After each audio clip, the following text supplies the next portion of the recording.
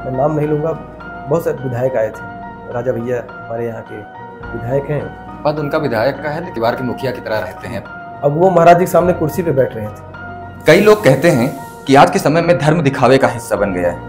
आप ऐसे लोगों को क्या संदेश देना चाहेंगे? दिखावा ही तो करो, कम से कम धर्म में तो आओ। तो मैं जानना चाहता हूँ, थोड़ा पब्लिक जानना चाहती है हमारे हिसाब से, आजकल के सब युवा, ये आपकी लव मैरिज थी या अरेंज मैरिज थी?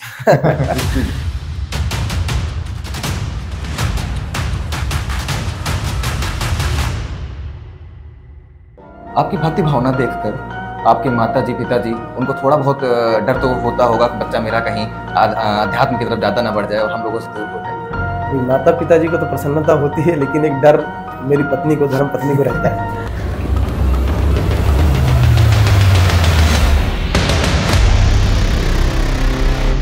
बिना रामचरितमानस का पाठ मैं घर से नहीं निकलता हूँ, और ये मैंने अपने मामा श्री, हमारे बड़े मामा जी हैं, उनसे सीखा है। आप 100 रुपये कमाते हैं तो 10 रुपये आप धर्मार्थ के नाम से निकाल दीजिए। अब आपकी कमाई में आप 10 रुपये कहाँ से निकाल रहे हैं, कैसे निकालेंगे, 10वां हिस्सा आप निकालिए। मैं आपको बता दूं कि मैंने अपने व्यवसाय में 1 रुपये का भी इन्वेस्टमेंट नहीं किया था। आनंद पांडे जी, राजा भैया के बारे में लोगों के अलग विचार हो सकते हैं, लेकिन आपके नजरिए से उनमें ऐसी क्या खास बात है जो उनको अन्य नेताओं से खास और प्रभावशाली बनाती है? मुझे याद है कि इलेक्शन था उस समय, और मैं उनके काफिले के पीछे, मतलब काफिला जा रहा था, तो मैं वहाँ पे तोतली भाषा में बोल रहा था, राजा भैया जिंदाबाद। तो तब से सरकार के प्रति, और मैंने महाराज जी से ये भी कहा कि हमारे राजा भैया होते तो वहाँ नीचे बैठते, और राजा भैया जब 8वें दिन आए तो वही हुआ, वो नीचे बैठ गए। ये सोच रहा हूँ आप कथा के संरक्षक बन जाइए।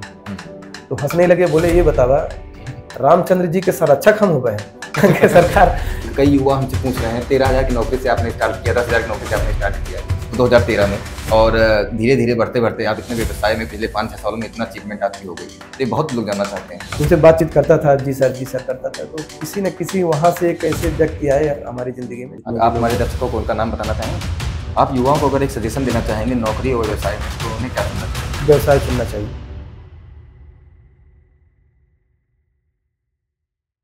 नमस्कार दोस्तों, मैं हूं अविनाश सिंह। स्वागत है आपका हमारे YouTube चैनल पर। कहते हैं हर इंसान अपने जीवन में कुछ ना कुछ बनना चाहता है। कोई नाम चाहता है, कोई पहचान। लेकिन कुछ लोग ऐसे होते हैं जो खुद को नहीं, समाज को बदलने का सपना देखते हैं, और जब उस सपने में भक्ति और भावना दोनों मिल जाते हैं, तब जन्म होती है एक ऐसी कहानी की जो सिर्फ सुनी नहीं जाती, महसूस की जाती है।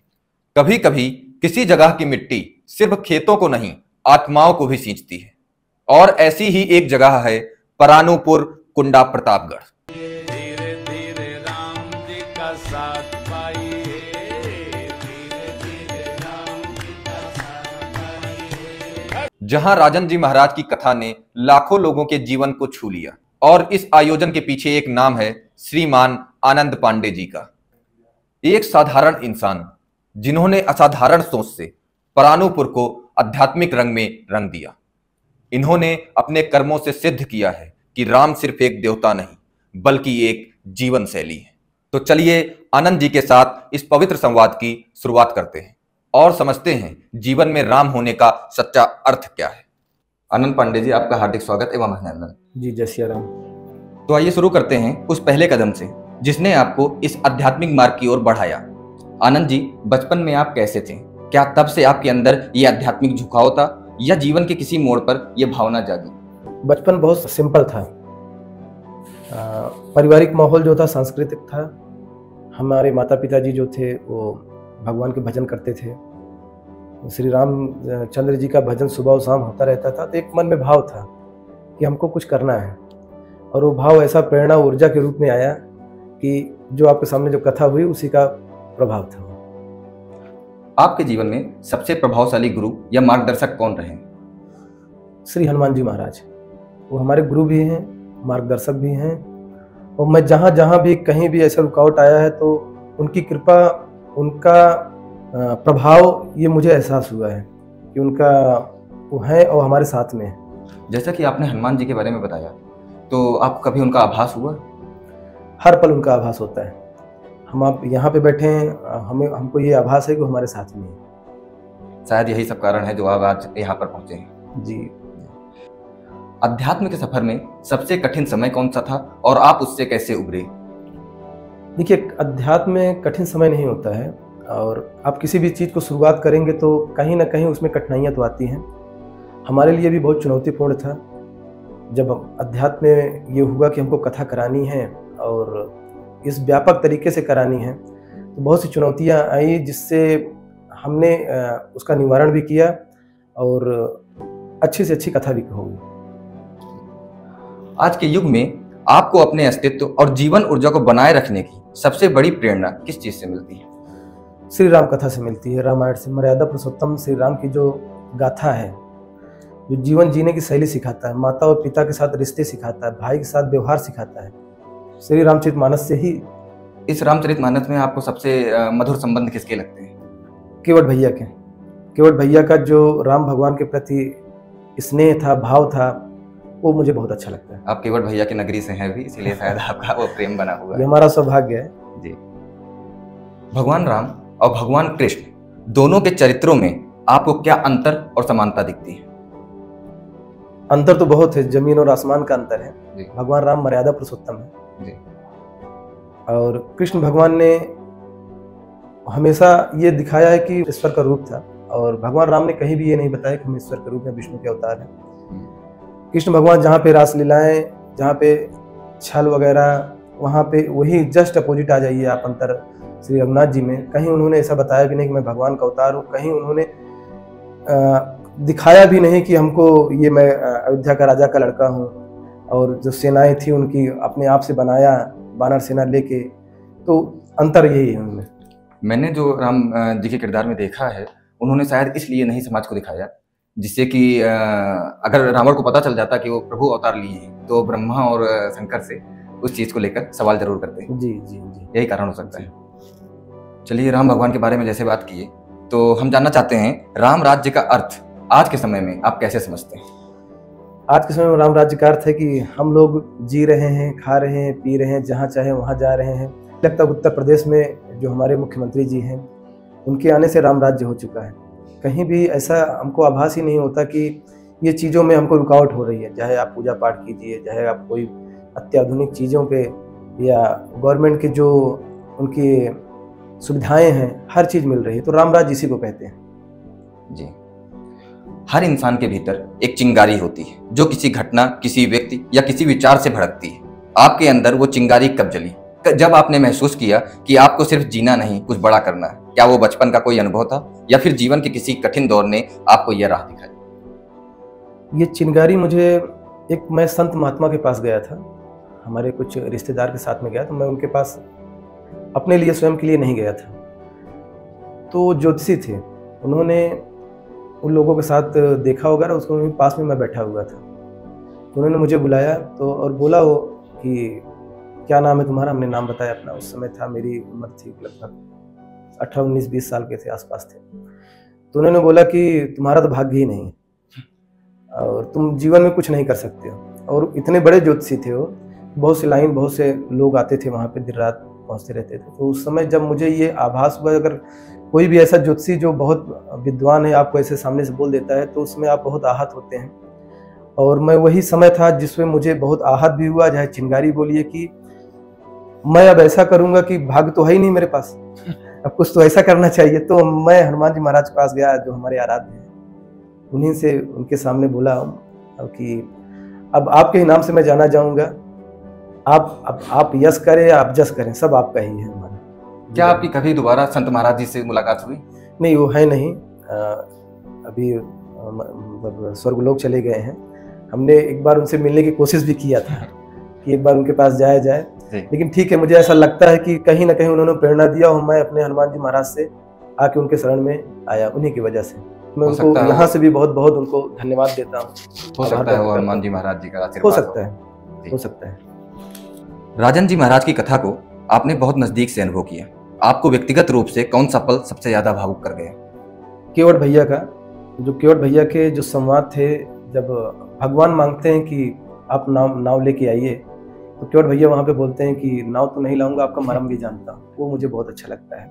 और उसके बाद सबसे अच्छा लगता है केवट भैया के घर की जो परिस्थिति थी, अगर वो दिन में नाव ना चलाते तो शाम को भोजन नहीं नसीब होता था। लेकिन जब भगवान जी को गंगा पार करते हैं, उसके बाद जब उतराई में जब भगवान देना चाहते हैं उनको कुछ, जब माता जी उनको अंगूठी उतार के देते हैं तो केवट भैया का जो वहाँ भाव तो सीधे सीधे गिर जाते हैं भगवान के चरणों में कि रघुनाथ जी सरकार, क्या मैं इस लायक का नहीं हूँ कि मतलब मैं अपने रघुनाथ से, अपने आराध्य से ये मतलब ये चीज़ मुझे मेरी माता, मेरी मैया अंगूठी उतार के दे रही हैं। तो उन्होंने वहाँ पे उनको भक्ति का भाव का आशीर्वाद दिया श्री रघुनाथ जी ने। और उनसे अच्छा पात्र पूरे, देखिए हर एक शब्द रामचरितमानस में अलौकिक है, जिसका सदियों तक अगर पढ़ा जाए, बोला जाए तो अर्थ पे अर्थ निकलेगा। लेकिन जो केवट भैया का भाव था, जो हम जैसे लोग जैसे नॉर्मल हैं, मतलब कोई ऐसी शक्तियाँ भी नहीं है, कुछ नहीं है, अगर वही भाव था केवट भैया को, रघुनाथ जी को एकदम रोक के रखे हुए, तो केवट भैया का, केवट महाराज जी का कुछ प्रसंग अच्छे भी लगते हैं जिनको सुनकर इमोशनल इंसान हो जाता है, और कुछ मजाकिया भी हैं जिनको सुनकर हंसी भी आती है। अब उन्होंने लक्ष्मण भैया को अपने बुद्धि विवेक से, जो कि पढ़े लिखे नहीं थे, उन्होंने बोला कि मैं गवार हूँ, पढ़ा लिखा नहीं हूँ। लेकिन लक्ष्मण भैया भी हाथ जोड़ के उनके खड़े हो गए, बोले अगर तुम गवार हो तो हम लोग क्या है, फिर इतना ज्यादा फंसा के रख दिए थे सबको वहाँ पे। भाव बहुत अच्छा था उनका। आनंद जी, आपने इतने लोगों को इस आयोजन में जोड़ लिया, सोशल मीडिया पर भी इसका असर दिखा। आपको क्या लगता है आज की युवा पीढ़ी के लिए ऐसी कथाएं क्या मायने रखती हैं? युवा पीढ़ी के लिए बहुत अच्छा संदेश गया हुआ है, क्योंकि ये कथा में हमने जो ऑब्जर्व किया, जो हमने महसूस किया, हमारे साथ 50-60% युवा ही जुड़े हुए हैं इसमें, और कंटिन्यू आ रहे थे। और आज ये सिचुएशन है, बहुत सी युवा मुझे फ़ोन करते हैं कि भैया हमने पूजा पाठ स्टार्ट करवा दिया है, हम हफ्ते में एक दिन कम से कम कुछ नहीं तो रामचरितमानस का पाठ, सुंदरकांड का पाठ कर रहे हैं। तो मुझे ऐसा लगता है कि ये कथा से, जैसे मैंने केवल एक माचिस जलाने का काम किया है, लेकिन जो प्रकाश है वो हमारे जो श्रोता, जो युवा भाई हैं, सब उन्होंने कर दिया है। आज के युवा जो हैं वो आपसे सीख रहे हैं, और जिस हिसाब से वो सक्षम है, वो अपनी सक्षमता के हिसाब से वो खुद कराना चाह रहे हैं जितना वो करा सकते हैं। कोई जरूरी नहीं है कि आप बड़े बजट की कथाएं कराएं, बड़े बजट की कथावाचक को लेकर, कोई जरूरत नहीं है। जो जिस लायक सक्षम। मैं ये चाहता हूँ आप सत्यनारायण की कथा की, आप वो भी नहीं है तो आप घर पे बैठ के आप रामचरितमानस का 1-2 दोहा पढ़ लीजिए। वो भी नहीं पढ़ सकते तो अपने माता पिता का आशीर्वाद लीजिए। मतलब कहीं ना कहीं हर चीज में आप अगर देखा जाए तो आप सनातन धर्म से जुड़ेंगे तो कहीं ना कहीं वो चीजें आएंगी। आपको आनंद जी, मैं एक बात बताना चाहता हूँ कि बिना रामचरितमानस का पाठ किए मैं घर से नहीं निकलता हूँ रोज सुबह, और 3 साल से ये लगातार प्रभु की कृपा से एक भी दिन बिना गैप हुए लगातार चलता आ रहा है। और ये मैंने अपने मामा श्री, हमारे बड़े मामा जी हैं, उनसे सीखा है। वो भी बिना रामायण का पाठ किए घर से निकलते नहीं। तो आप जब से रामायण का पाठ, रामचरितमानस जी का पाठ करते होंगे तो आप अपने ऊपर पॉजिटिव एनर्जी भी देखते होंगे। हम कुछ चीजें होती हैं जो दर्शाई नहीं जा सकती, वो महसूस की जाती हैं। आपके बिहेवियर में, आपके बर्ताव में, आपकी सफलता में, हर चीज में उसका अंतर दिखता है। कई लोग कहते हैं कि आज के समय में धर्म दिखावे का हिस्सा बन गया है। आप ऐसे लोगों को क्या संदेश देना चाहेंगे? दिखावा ही तो करो, कम से कम धर्म में तो आओ। दिखावे से अगर आप पूजा पाठ करते हैं, माता पिता की सेवा करते हैं, रामचरितमानस का पाठ करते हैं, मंदिर जाते हैं, मैं बोलता हूँ वो भी अच्छा, आप दिखावा ही कीजिए। मैं तो वो भाई लोगों जो दिखावे में आते हैं उनको तो मैं हृदय से लगाना चाहता हूँ। मुश्किल के दौर में आपको सबसे ज्यादा किसने सहारा दिया? कोई ऐसा व्यक्ति या विचार जिसने आपको हार नहीं मानने दी? एक ही है, हमारे आराध्य श्री हनुमान जी महाराज।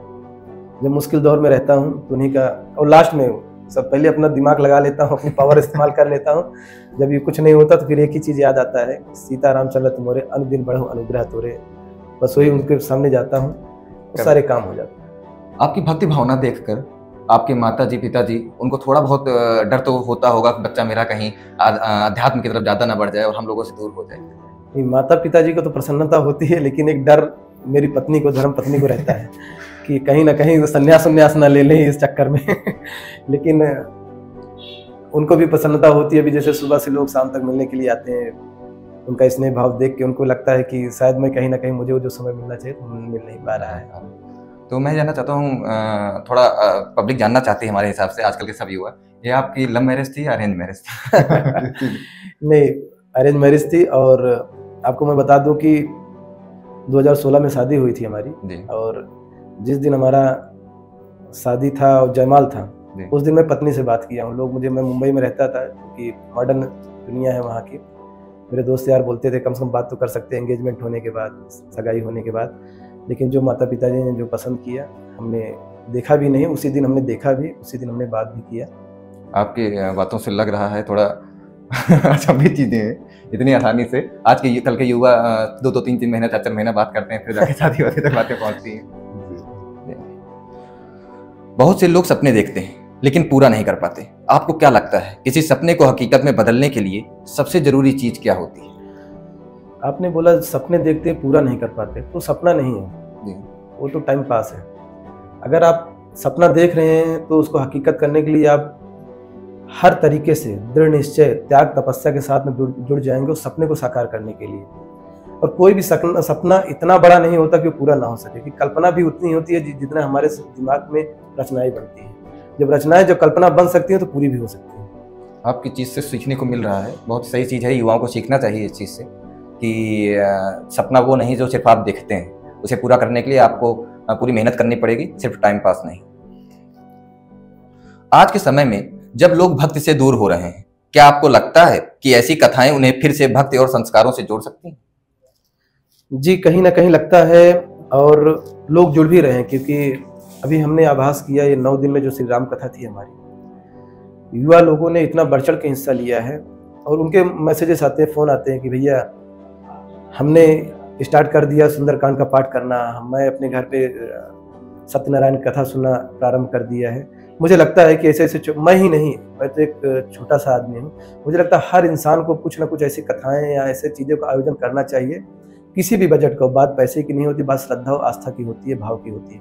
अब आस्था और भाव से करेंगे तो निश्चित तौर से, मेरा भी मानना है कथाओं से समाज में अंतर आता जरूर आता ही आता है। आप स्कूल जाते हैं, आप विद्यालय जाते हैं, घर भी पढ़ सकते हैं, बिल्कुल बिल्कुल, लेकिन वो माहौल आपको नहीं मिलेगा घर पे, जो माहौल आपको स्कूल में मिलेगा, विद्यालय में मिलेगा, कॉलेज में मिलेगा, महाविद्यालय में मिलेगा।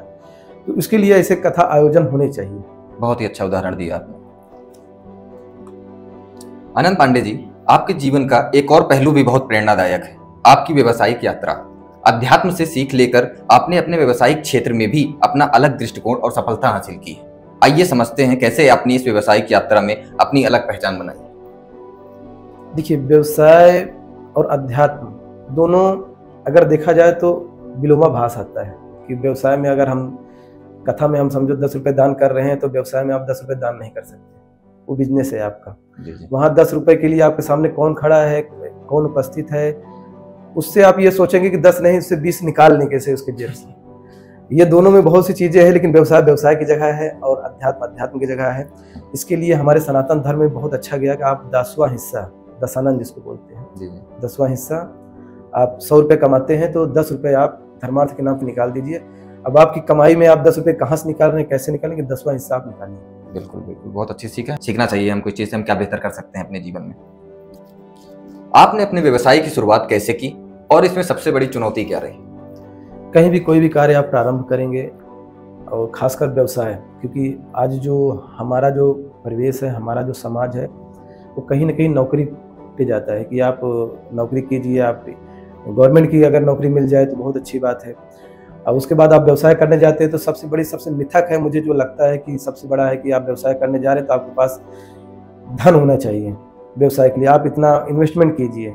मैं आपको बता दूं कि मैंने अपने व्यवसाय में 1 रुपये का भी इन्वेस्टमेंट नहीं किया था। हमने संसाधन जुटाए, और आपको हंसी आएगी, सेम वैसे हमने किया जैसे भगवान रामचंद्र जी ने किया था। लंका पे जब युद्ध करने के लिए तैयारी कर रहे थे तो अयोध्या से भी बुला सकते थे सैनिक, सारी चीज़ें थी उनके पास, लेकिन उन्होंने संसाधन एकत्रित किया। बानर को एकत्रित, कौन जानता था कि बानर रीछ युद्ध कर सकते हैं रावण से?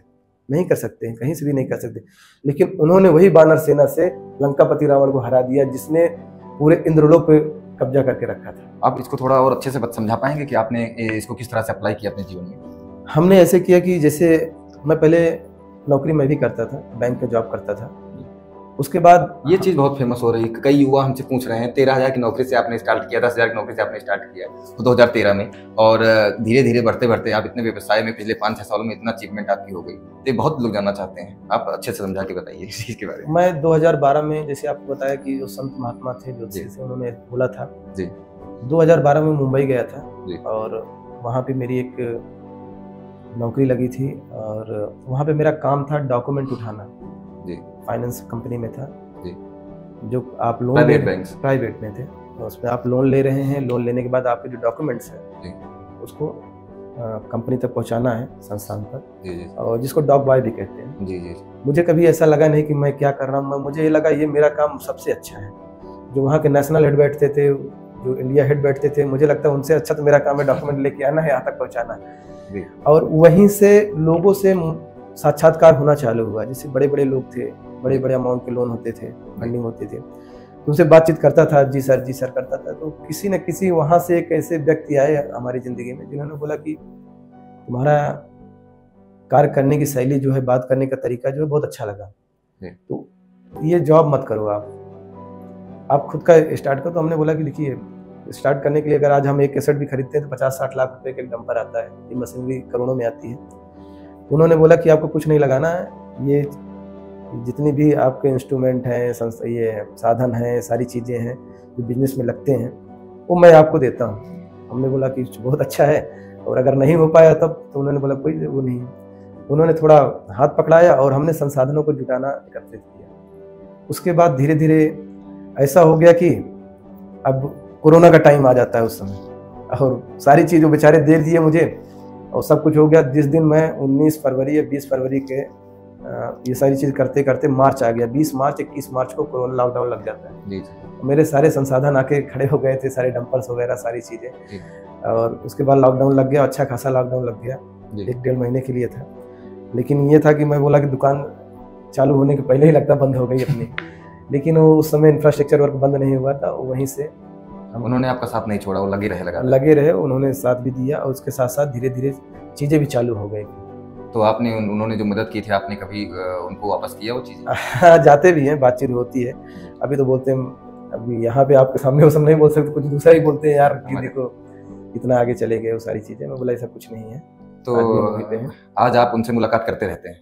हाँ, बातचीत होती रहती है, हमारी सबसे बातचीत होती रहती है। आप हमारे दर्शकों को उनका नाम बताना चाहेंगे? नहीं, उनका नाम डिस्क्लोज नहीं करना चाहिए, उन्होंने मना भी किया हुआ है। चलिए ठीक है, अपना प्राइवेसी रहती है, अपनी चीज़ें। चलिए ठीक। व्यापार में सफलता के लिए आप किस सिद्धांत को सबसे महत्वपूर्ण मानते हैं? दृढ़ निश्चय, त्याग और कठिन परिश्रम। व्यापार हमेशा कठिन परिश्रम मांगता है। अगर कठिन परिश्रम के साथ आपका, सबसे बड़ी बात होती है इसमें कि आपका विश्वास कितना अपने ऊपर है। आप नौकरी करेंगे तो आपने जो बॉस रहेगा आप उसको बताएंगे, अपना भार तो बॉस के ऊपर डाल दिया, उसको रिप्लाई। व्यवसाय में क्या होता है, आप किसको जवाब दोगे? आपको खुद को ही जवाब देना है। तो इसीलिए खुद पे विश्वास बहुत ज्यादा जरूरी है। दृढ़ निश्चय, खुद पे विश्वास, कठिन परिश्रम। आप युवाओं को अगर एक सजेशन देना चाहेंगे नौकरी और व्यवसाय में, तो उन्हें क्या चुनना चाहिए? व्यवसाय चुनना चाहिए। और उन्हें इस पर किस पथ पर चलना चाहिए व्यवसाय में आगे बढ़ने के लिए? व्यवसाय कुछ भी कीजिए, हिंदुस्तान ऐसा है कि आप कहीं भी कोई भी कुछ भी काम स्टार्ट कर सकते हैं। आज पूरा विश्व आज हिंदुस्तान के प्रति देख रहा है, निगाह लगा के बैठा हुआ है। बाहर के लोग आके काम कर रहे हैं, पिज्जा वाले, डोमिनोज वाले, बर्गर वाले, बहुत सी संस्थाएं हैं, कोको कोला वगैरह जो आप देखिए, हिंदुस्तानी यूनिलीवर लगा के कितने विदेशी कंपनियां काम कर रही हैं। मैं आपको एक रामदेव बाबा जी की बताता हूँ, स्वदेशी की हजारों करोड़ की कंपनी। तो कहीं से भी कुछ भी कीजिए, लेकिन दृढ़ निश्चय वही होना चाहिए, खुद पे विश्वास होना चाहिए। आनंद जी, ये बताइए, आप अध्यात्म और व्यवसाय के बीच कैसे संतुलन बनाते हैं? अध्यात्म के लिए समय निकालना मतलब ये ऐसा ही नहीं है कि हम लोग अमरनाथ की यात्रा पे जाएं तभी अध्यात्म में हैं। हम अपने घर का माहौल ही ऐसा बना दें कि यही मंदिर हो जाए, हमारा घर ही मंदिर हो जाए। और हमारे घर का माहौल भी सांस्कृतिक माहौल है, और हमेशा पूजा पाठ होते रहते हैं। और जब घर पे पहुंचता हूं तो केवल आध्यात्मिक माहौल ही और ऊर्जावान रहते हैं। क्या भक्ति का प्रभाव आपके व्यावसायिक निर्णयों में भी दिखता है? जी, अगर देखा जाए तो 100% दिखता है। और भक्ति से जो प्रेरणा मिलती है, जो सनातन धर्म से प्रेरणा मिलती है, वही हम व्यवसाय में भी डालते हैं, उसी के अनुरूप हम कार्य करते हैं। और मुझे लगता है कि सफलता वहीं से होती है। मैंने बोला कि रामचरितमानस में सारे सार हैं। आप माता पिता से व्यवहार, भाई भाई का व्यवहार, शत्रु शत्रु का व्यवहार, और व्यवसाय का। व्यवसाय में ऐसा नहीं होता कि आपको वहाँ पे तराजू लेके बैठना है, तो आप कहीं ना कहीं आप सीख सकते हैं कि कम संसाधनों में आप बड़ा बजट का काम कैसे कर सकते हैं। क्या निर्णय लेने से पहले आप प्रभु बजरंगबली से प्रश्न करते हैं, उनसे आदेश लेते हैं? जब मैं फंस जाता हूँ तब लेता हूँ। पहले अपना जितना रहता है सब कर लेता हूँ। जब कोई रास्ते नहीं दिखते तब उनके पास जाता हूँ, और वहीं पे रास्ते खुल जाते हैं। आनंद पांडे जी, आपके हिसाब से युवाओं को व्यवसाय शुरू करने से पहले कौन सी बात हमेशा याद रखनी चाहिए? व्यवसाय करने से पहले उनको ये एक चीज़ उनको ये समझना चाहिए कि जो कार्य कर रहे हैं उनके प्रति कितने सजग हैं, कितने विनम्र हैं और कितने कठोर हैं, क्योंकि व्यवसाय में विनम्रता और कठोरता दोनों देखी जाती है। अगर आप अपने कस्टमर या अपने ग्राहक के प्रति कठोर होंगे तो ग्राहक कभी आएंगे नहीं, और अगर आप अपने वर्कर के प्रति, जो आपके साथ काम कर उनके प्रति आप विनम्र रहेंगे तो फिर वहाँ पे भी प्रॉब्लम होगी। तो आपको ये दोनों चीज़ों को बहुत ज़्यादा विशेष ध्यान देने की आवश्यकता रहती है, तभी ये बिजनेस आपका सक्सेसफुल होता है। व्यापार में डिसिप्लिन बहुत जरूरी है, हार्डवर्क और अनुशासन, त्याग, तपस्या, निष्ठा, ये आपको बिजनेस बाकी का प्रभु मूल का मंत्र है। आशीर्वाद। बाकी तो ठीक ही है। अब हम एक ऐसे विशेष व्यक्ति के बारे में बात करना चाहेंगे जो आपके जीवन में पिता तुल्य हैं, माननीय कुंवर रघुराज प्रताप सिंह उर्फ राजा भैया जी। आएंगे जरूर आप भी बुलाइए, आएंगे जरूर आप भी बुलाइए। कैसे? सीता सीता सीता सीता राम गाइए, सीता सीता सीता सीता राम गाइए, सीता राम गाइए, सीता राम गाइए। हम जानना चाहेंगे कि उनका आपके जीवन और विचारों पर क्या प्रभाव रहा और उनसे आपने क्या सीखा। माननीय श्रीमान सरकार जी, उनके ही विचार, उनके ही संस्कार समाज के प्रति, हमारे क्षेत्र के प्रति, हमारे परिवार के प्रति, मैं बचपन से जब बहुत छोटा था तब से उनको देखते हुए, सुनते हुए, मुझे याद है कि एक इलेक्शन था उस समय और मैं उनके काफिले के पीछे, मतलब काफिला जा रहा था तो मैं वहाँ पे तोतली भाषा में बोल रहा था, राजा भैया जिंदाबाद। तो तब से सरकार के प्रति, और मुझे ये जो आप जितना आज देख रहे हैं कहीं ना कहीं उनके दिए हुए संस्कार हैं।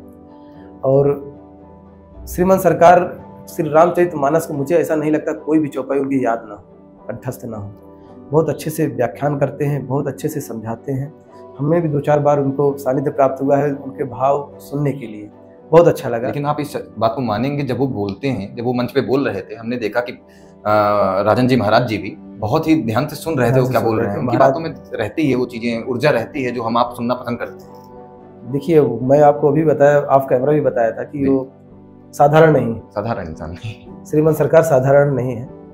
अब ये होता है कि हम आपके बीच में हैं इसलिए हम आपको लगता है कि वो साधारण मनुष्य है, लेकिन वो साधारण नहीं। जी मानेंगे, उनकी ऊर्जा अलग है, अलग ऊर्जा है। बहुत ज्ञानी पुरुष हैं, बहुत चीज़ों का उनको ज्ञान है। आप अध्यात्म से लेकर ले लीजिए, और रश्मि रथी पूरी कंठस्थ है उनको, बहुत ही कम लोग हैं जिनको ये सब चीज़ें कंठस्थ हैं। आनंद पांडे जी, राजा भैया के बारे में लोगों के अलग विचार हो सकते हैं, लेकिन आपके नजरिए से उनमें ऐसी क्या खास बात है जो उनको अन्य नेताओं से खास और प्रभावशाली बनाती है? खास बातें बहुत सी हैं, जन सुलभ। आप भैया के पास जाएंगे तो आपकी बातों को सुनते हैं, समझते हैं, और ऐसा नहीं सुनते कि वो राजा हैं या विधायक हैं, वो ऐसा नहीं सुनते। वो आपके जिस स्तर पे आप उस स्तर पे आके सुनते हैं। आप मजदूर पे कैटेगरी तो मजदूर कैटेगरी पे आके सुनेंगे, आप समझेंगे। आप दूसरे लेवल पे हैं, दूसरे लेवल पे आके सुनते हैं। उनका जो डिसीजनिंग पावर है, जो समस्याओं को हल करने का पावर है, जो उनको त्वरित डिसीजन लेते हैं, बहुत अच्छा लगता है। जनता दरबार जो उनका चलता है, जनता दरबार हुआ, चलते चलते अभी कहीं जा रहे हैं आप, कोई बुजुर्ग महिला या पुरुष कोई भी आया, रोक दिया, हाथ जोड़ के खड़ा हो गया, तो सरकार गाड़ी वहाँ पे रोक के पूछते भी हैं, और ठीक कहा, और दिक्कत तो नहीं है। बहुत वीडियो वायरल होती है तो महाराज के ऐसे। यही चीज है कि आज जो भाई विधायक तो बहुत है हिंदुस्तान में, बहुत से हैं, लेकिन ये सबसे अलग, इनका यही व्यवहार सबसे अलग बनाता है। आपने देखा होगा हमारे कथा में भी, मैं नाम नहीं लूंगा, बहुत से विधायक आए थे। अब वो महाराज जी के सामने कुर्सी पे बैठ रहे थे। मैंने महाराज जी से ये भी कहा कि हमारे राजा भैया होते तो वहाँ नीचे बैठते, और राजा भैया जब 8वें दिन आए तो वही हुआ, वो नीचे बैठे। सोफा और कुर्सी उनको नहीं चाहिए। उनको वो, मैंने उनसे एक बार लखनऊ में मेरी मुलाकात हुई थी, मैं उनको एक कथा का ही चल रहा था, प्रस्तावित था कि भैया से गया, मैं बोला सरकार ऐसी ऐसी कथा है, मैं ये सोच रहा हूँ आप कथा के संरक्षक बन जाइए। तो हंसने लगे, बोले ये बतावा रामचंद्र जी के संरक्षक हम हो गए सरकार ये कथा का करना है? बोले नहीं, उनका संरक्षण कोई नहीं कर सकता ठाकुर जी का। मैं कथा का बैठ के, नीचे बैठ के, जहाँ सब बैठते हैं उससे भी नीचे, जहाँ नॉर्मल श्रोता बैठते हैं उससे भी नीचे मुझे आप स्थान देना, वहाँ बैठ के हम कथा सुनेंगे। तो ऐसा भाव एक राजा, एक राजा मतलब साधारण पुरुष तो नहीं आ सकता। जितना समय वो देते हैं अपने क्षेत्र में, उतना अन्य हमको नहीं लगता कोई नेता देता होगा, नहीं देता है। और गर्व होता है हम लोगों को, ऐसा व्यक्तित्व है कि मैं मुंबई में रहता हूँ, मेरे तो हिंदुस्तान के कोने कोने से लोगों से ताल्लुकात हैं, रिश्ते हैं उनके साथ में। लेकिन जब मैं ये बताता हूँ, मैं कभी आज तक इन्हें प्रतापगढ़ से मैं बताता हूँ कि राजा भैया हमारे यहाँ के विधायक हैं, उन्हें तो एक अलग सा भाव मिलता है, सम्मान मिलता है। बस यही तो चाहिए, और क्या चाहिए। पद उनका विधायक का है, लेकिन परिवार के मुखिया की तरह रहते हैं अपने नहीं जनता के हाँ, तो हम लोग तो कभी वैसा सोच, मतलब इतना अच्छा लगता है वहाँ पे बाहर बताने में उसका। उनके मुंह से अवधी भाषा का अलग ही महत्व है, अलग ही मजा आती है सुनने में। जैसे कि आनंद जी, आप जानते हैं कुछ मीडिया वाले अपने व्यूज और सब्सक्राइबर बढ़ाने के लिए राजा भैया जी को एक बाहुबली के तौर पर प्रस्तुत करते हैं, पर कोई नेता जो इतने सालों से जनता के बीच में इतना लोकप्रिय और अजय रहा हो, क्या उनके लिए ऐसे शब्दों का उपयोग करना उचित है? नहीं, सरासर गलत है। मीडिया वाले से भी मैं कभी मिलेंगे तो मैं पूछूंगा उनसे बाहुबली का अर्थ क्या होता है, और ये कहाँ पे बाहुबली का लगाना उचित होगा। जो आपके यहाँ से 3 दशक से जनसेवा कर रहा है, वो बाहुबली तो नहीं, जनसेवक जरूर हो सकता है। और वो श्रीमान सरकार जनसेवक हैं, वो सरल हैं, हमेशा उपस्थित रहते हैं, अपनों के बीच में रहते हैं। तो बाहुबली शब्द बहुत गलत है और मैं इसका पूरी तरह खंडन करता हूँ। बाहुबली का पॉजिटिव वे में भी यूज कर सकते हैं। महाराज जी ने एक बार शायद कहा हुआ है कहीं पर कि अगर सेवा करना बाहुबल है तो मैं बाहुबली हूँ। हाँ सही बात है, अगर सेवा करना बाहुबल है, सेवा करना अपराध है तो मैं अपराधी हूँ, मैं बाहुबली हूँ। अगर जनसेवा ही सब, अगर ये इसका परिभाषा यही है तो ठीक है। नेत्र शिविर चलाते हैं वो, और भी चीजें। अभी हम जस्ट इसके पहले हमने एक वीडियो डाली हुई है महाराज जी के ऊपर, पूरा डिस्क्रिप्शन आप शायद देखे हों उसको, और बहुत ही डिटेल्ड वीडियो है जिसमें उनके बारे में बहुत ही अच्छी तरीके से चीजें प्रस्तुत की गई हैं, बताई गई हैं कि उनके काम कैसे हैं। अब हम लेकर आए हैं हमारे आध्यात्मिक सफर का सबसे एक्साइटिंग हिस्सा, रैपिड फायर राउंड। यहाँ सवालों का सिलसिला तेजी से चलेगा और आनंद पांडे जी के जवाब भी तेजी से मिलेंगे। तैयार हैं आप? जी। चलिए शुरू करते हैं। रामायण का पसंदीदा किरदार? केवट भैया। एक शब्द में रामायण? केवट भैया से शुरू होता है, मुझे केवट भैया पे खत्म होता है। सेवा या शांति? सेवा। राम या कृष्ण? राम। ध्यान या प्रार्थना? प्रार्थना। पहाड़ या नदियां? नदियां। पसंदीदा मंत्र? सीताराम चरत मोरे, अनुदिन बढ़ो अनुग्रह तोरे। आजकल के युवाओं को आप क्या सलाह देंगे?